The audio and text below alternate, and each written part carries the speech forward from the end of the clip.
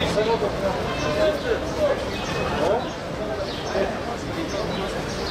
yollar bir yere ilk yolda akrabalar edil olacak.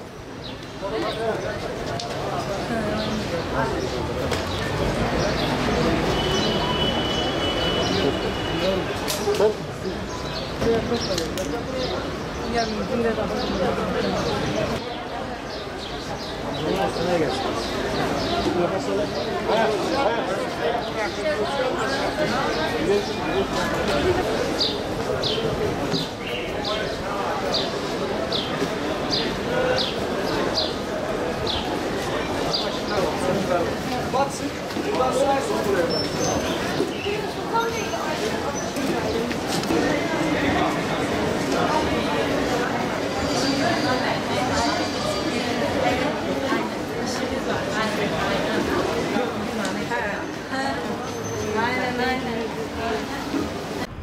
Kudüs malumunuz olduğu üzere tarih boyunca büyük çoğunlukta Müslümanların elinde kalmış ve elinde kaldığı süreç içerisinde de her daim Müslümanlar dünyaya hükmetmiş. Müslümanlar açısından şu sebepten dolayı önemli. Hani Peygamber sallallahu aleyhi ve selleme İslam getirildiği zaman Efendimiz aleyhisselatü vesselam ilk kıble olarak Mescid-i Aksa'ya dönmüş. Bu sebep dolayısıyla yani öncelikli olarak Müslümanların ilk kıblesi olması hesabı, İkincisi olarak Müslümanların ikinci mescidi olması ve üçüncüsü olarak da Müslümanların haremi olması hesabıyla çok önemli. Bundan dolayı dünya tarihi boyunca Kudüs ne zaman Müslümanların elinde kalmışsa Müslümanlar izzetli olduğu günleri yaşamışlar. Ondan dolayı Müslümanlar tekrardan o özgürlüğüne kavuşabilmesi, izzet dolu günleri tekrar yaşayabilmesi için şu anda Müslümanların hak etmiş olduğu o Kudüs'ü ellerine alması gerekiyor. Bu sebepten dolayı önemli. Kudüs bizim şiarımızdır. Kudüs bizim şerefimizdir. Kudüs bizim mabedimizdir. Bundan dolayı Müslümanların ilk mabedinin kutsal olması hesabıyla mutlaka ellerinde tutmaları gerekiyor. Mutlaka Kudüs'e hakim olmaları gerekiyor. Çünkü Kudüs Müslümanların elinde olduğu süreç içerisinde dünyadaki bütün insanlar huzur görmüş. Ama ne zaman ki Kudüs Müslümanların elinden çıkmış, bırakalım dünya insanlarını, Müslümanlar dahi zillet içerisinde yaşadığı o günlerin içerisine girmiş. Nitekim Hazreti Ömer'in bakıldığı zaman Selahaddin Eyyubi'nin dönemlerinde Kudüs Müslümanların eline geçtiği zaman Kudüs'te yaşayan gerek Yahudi gerek Hristiyan yani ehli iman diğer dinlere mensup olan insanlar dahi özgür oldukları rahat bir hayatın içerisine girmişler. Bundan dolayı Kudüs'e Müslümanların sahip çıkması gerekiyor. Müslümanların Kudüs'ü tekrardan ele alması gerekiyor. Yani ben şahsım adına şöyle düşünüyorum. Şu anda var olan dünya Müslümanlarının layıkıyla Kudüs'e sahip çıkmadıklarını düşünüyorum. Eğer ki biz dünyadaki var olan Müslümanlar layıkıyla Kudüs'e sahip çıkmış olsaydılar, inanıyorum ki şu anda o aşağılık olan Yahudi, Siyonist Yahudiler kesinlikle ama kesinlikle şu anda Müslümanlar bu zulümatları yapamazlardı. Yani Müslümanların Kudüs davasını tamamen kendilerine bir dini bir vecibe olarak görmeleri gerekiyor. Hak ettiği şekilde Kudüs davasına sahip çıkmaları gerekiyor. Var olan miraslarını eline alabilmeleri gerekiyor. Ben inanıyorum ki büyük bir alimin söylediği gibi diyor ya dünyadaki eğer ki var olan Müslümanlar sadece bulundukları yerden diyor dönseler İsrail'e karşı diyor bir kova su boşaltmış olsaydılar diyor ki İsrail'i su götürürdü. Dünyada bu kadar ki Müslümanlar var. Fakat maalesef üzülerek söylüyoruz şu anda Dünya Kudüs haftası olması hesabıyla insanların birçoğunun layıkıyla Kudüs davasına sahip çıkmadığını görüyoruz. Dolayısıyla Siyonist Yahudiler de bundan güç alaraktan buradan beslenerekten Müslümanlara karşı ve İslam ümmetine karşı Allah muhafaza aşırı şekilde zulüm yapabiliyorlar ve Kudüs meselesi bu şekilde ortalıkta kalabiliyor. Dünya Kudüs günü olarak Kudüs'ün yıllar boyunca 70 yıl boyunca işgal altında olması maalesef ki biz Müslümanların büyük bir aybıdır. Yani bugün Müslümanlar ayrı ayrı kollara ayrılmış birbirlerine karşıyken aslında Allah'ın ipine, tek bir ipine sımsıkı sarılıp tek bir çatı altında toplanmış olsa bugün Siyonistlerin Filistinlere karşı cesareti kesinlikle olmaz. Filistinlere karşı uzakta dururlar. Yani yanlarına bile belki yaklaşamayacaklardır. Bugün Filistin tüm Müslümanların kanayan yarasıdır. Yani hançer yemiş bir kalbidir. Yani bugün bakıldığı zaman Kudüs ve Kudüs'ün çevresi, yani Allahu Teala oranın topraklarını bile bereketli kılmış. Yani nice peygamberlerin orada doğup büyüdüğü bir yer. Yani bizler bugün oralara sahip çıkmamız lazım. Müslümanlar olarak gerçekten Kudüs'e yeterince sahip çıkamıyoruz. Yani sanki herkes orası sanki sadece Filistinlerin derdimiş gibi, sadece Filistinlerin yurdumuş gibi konuya bakıyoruz. Aslında bugün eğer ki Filistin düşerse, bugün Kudüs düşerse Müslümanlık düşer, kardeşlik düşer, vahdet düşer. Yani bugün Yahudiler, Siyonistler oraya niçin önem veriyor? Hani Müslümanlığı yok etmek için oraya önem veriyor. Biz Müslümanların bunun bilincinde olmamız lazım ki Kudüs'e sahip çıkalım, Kudüs'e sımsıkı sarılalım. Yani Kudüs bizimdir, Müslümanların olacak, Müslümanların kalacak. Kudüs'ün önemini Müslümanların tam anlamıyla anlaması gereklidir. Orası bizim ilk kıblemizdir. Peygamber Efendimizin namaz kılınan 3 mübarek beldeden birisi dediği Mescid-i Aksa'da yine orada yer almaktadır. Yine Peygamberimizin Miraç mucizesinde oradan geçtiği söylenmektedir. Dolayısıyla Müslümanlar Kudüs'ün önemini iyi anlamalıdır. Mesela Kudüs'ün özgürlüğü için neler yapılmalıdır? Bir Selahaddin ruhu lazımdır, bir Abdülhamid ruhu lazımdır. Çok küçük bir örnek vereyim. Şu an mübarek gecelerden geçmekteyiz. Kim ellerini kaldırıp da bu mübarek Kadir Gecesi'nin saklı olduğu günlerde Kudüs için dualar etmiştir? Çocuklarımızı Kudüs ruhuyla yetiştirmemiz lazım. Kudüs'ü tanıtmamız lazım. Onun için yapılabilecek en güzel şey onu dipdiri ayakta tutmamız, gündemde tutmamız lazımdır inşallah. Kudüs Müslümanlar ilk kıblesidir ve şu anda da Yahudilerin işgali altında bulunmaktadır. Daha önce Haçlıların hakimiyetinde bulunduğunda Selahaddin Eyyubi kendisine gülmeyi haram kılmıştı. Şu an biz Müslümanlar ne kadar rahatız.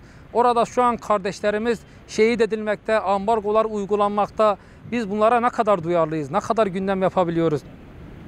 Kudüs'ü ciğerlerimizde hissetmeliyiz. Çünkü Kudüs namustur, Kudüs direniştir, Kudüs özgürlüktür. Kudüs Müslümanların kırmızı çizgisidir. 1979 yılından beri Dünya Kudüs Günü her Ramazan ayının son cuma günü İslam alemi tarafından Kudüs'ü gündem etmek için Müslümanlar tarafından ihya edilmektedir. Ve bizler de Dünya Kudüs Günü münasebetiyle İslam alemi olarak Kudüs'ü gündemimize almak mecburiyetindeyiz. Çünkü Kudüs Günü sadece Kudüsler için değildir. Tüm İslam alemi içindir. Aslında cihan şumul bir meseledir, evrensel bir meseledir.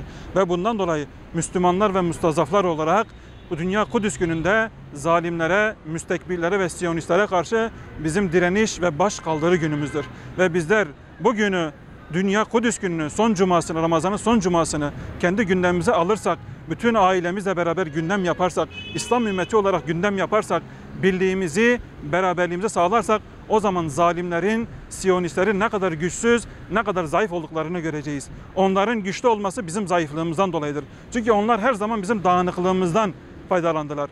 1947 yılından beri İsrail adım adım Filistin'i işgal etti ve bizi tabiri caizse yavaş yavaş uyutup bugün Filistin'i ilhak edecek duruma getirdiler. Gazze'yi ilhak edecek duruma getirdiler. Ama bizler İslam alemi olarak ne zaman ki Dünya Kudüs Günü'nde tüm İslam alemi olarak Kudüs'ü kendi gündemimize alırsak işte o zaman birliğimizi sağlarız. O zaman Kudüs'ü gündem yaparız. O zaman zalimlerin kalplerine korkuları veririz. Tabi inşallah şunu da diyoruz.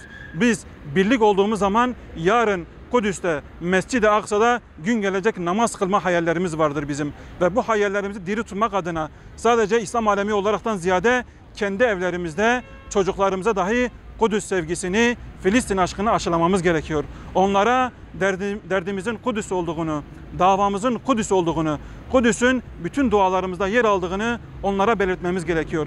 Belki biz Kudüs'te namaz kılamayacağız ama yarın çocuklarımız bu hedef doğrultusunda belki yarın Kudüs'te namaz kılacaklardır. İnşallah Rabbim Kudüs'te namaz kılacağımız günü, Kudüs'ün İsraillerin elden alacağımız günü tüm İslam alemine nasip ve müyesser etsin inşallah. Kur'an-ı Kerim'de Allah-u Teala Kudüs'ün kutsal bir belde olduğunu, bu beldenin ise tüm İslam alemini kapsadığını, burası Müslümanların kırmızı çizgisi olduğunu Kur'an-ı Kerim'de belirtmiştir.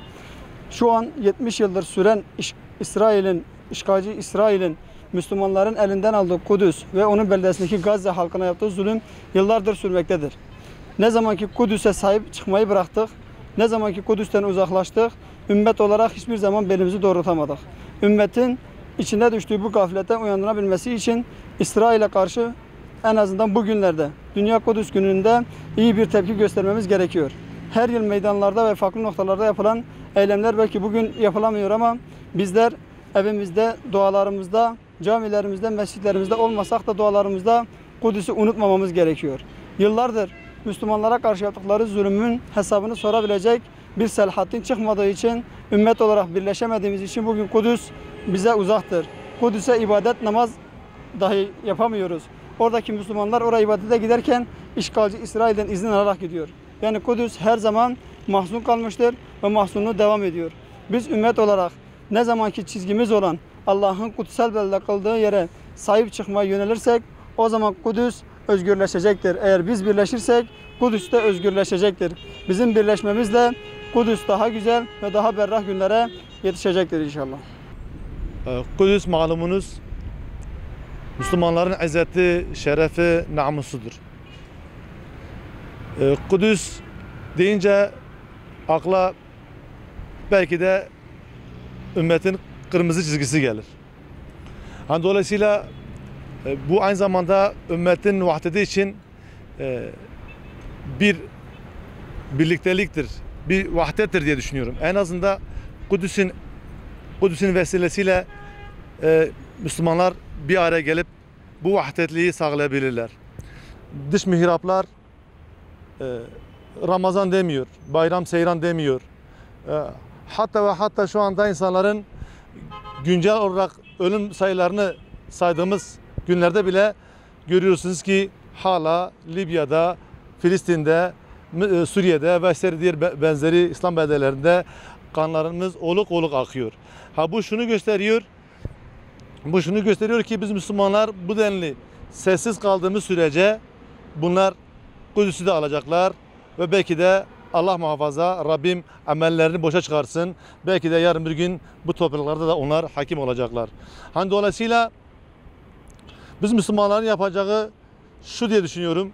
Biz Müslümanlar evvela kendimizden başlayaraktan dualarımızla, tebliğimizle, davetlerimizle belki de dilimizin, sesimizin ulaştığı meclislere kadar bunu iletip yetkililere ulaştırmaya çalışacağız. Dolayısıyla belki bir adım atılır ve ümmet de bir nefes alır. Yani gerçekten bazen düşündüğün zaman Kudüs deyince insan buruk bir hayat yaşıyor. Ramazan buruk geçer, bayramlar buruk geçer, yaşam buruk geçer, ibadetler buruk geçer. Dolayısıyla Kudüs bizim olmazsa olmazlarımızdandır. Dolayısıyla biz Müslümanlar Kudüs sorununu ümmete sürekli bağlarsak hocam, ümmete sürekli bağlarsak sanki ümmet bir kitledir ve onlar adım atacak. Öyle bir şey yok. Ümmet biziz. Biz kendi çapımızda bir şeyler yapacağız. Başka bir İslam ülkesi başka bir çapında bir şey yapacak ve dolayısıyla bu adımlar çoğalacak. Yani ümmette deyince sürekli herkes ümmet uyanması lazım. Ümmet uyanması lazım. Tamam da bu ümmet kim? Kim uyanacak? Yani ümmet deyince sadece bir şahsiyet gibi algılanıyor. Aslında bu algı olmaması lazım. Yani biz Türkiye halkı olarak, Türkiye coğrafyasında yaşayan Kürtler, Türkler, Laz, Şerep, Araplar kimse artık bu topraklarda yaşayan Müslümanlar hepsi bir kere bunu dert edinmeli. Herkes bu taşın altına elini koymalı. Bu bizim kanayan yaramızdır. Bizim bugün bunu kendi hayatımızdan bir parçası edinmeliyiz. Çünkü Kudüs Müslümanların şerefi, izzetidir. Dolayısıyla bir Müslümanın izzeti, şerefi, namusu ayaklar altında kaldığı sürece o Müslümanın belki yaşamasında bir anlamı yoktur.